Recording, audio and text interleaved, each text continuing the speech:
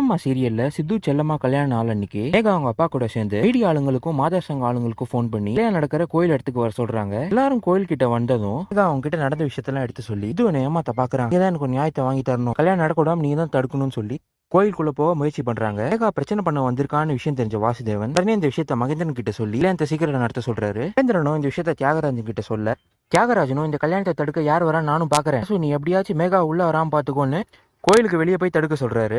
வாசுதேவனும் அவரோட ஆளுங்களும் மேகா உள்ள வராம தடுத்து நிறுத்தி எவ்வளவு முயற்சி பண்ணி பார்த்தோம். மேகா பிரச்சனை பண்ணி எல்லாரும் தள்ளி விட்டு உள்ள வந்துடுறாங்க. சித்தார்த் செல்லமாகத்துல தாலி கட்ட போற சமயத்துல மேகா உள்ள வந்து நிறுத்துங்கன்னு சொல்லி கல்யாணத்தை தடுத்து நிறுத்தி பிரச்சனை பண்றாங்க. தியாகராஜனும் கோவப்பட்டு சித்து என்னாலும் பரவாயில்ல நீ செல்லம்மா கழுத்துல தாலி கட்டுனான்னு சொல்ல சித்தார்த்தும் செல்லம்மா கழுத்துல தாலி கட்டிடுறாரு.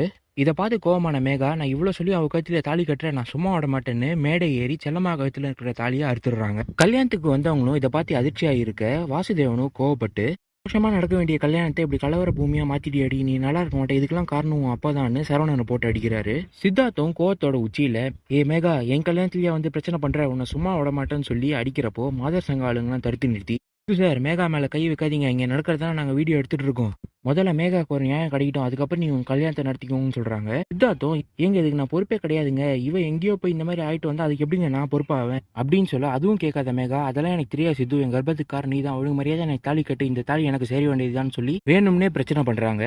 லக்ஷ்மியும் கோவப்பட்டு மேகா வரைகிறாங்க. இதுதான் இனி எபிசோட்ல நடந்தது.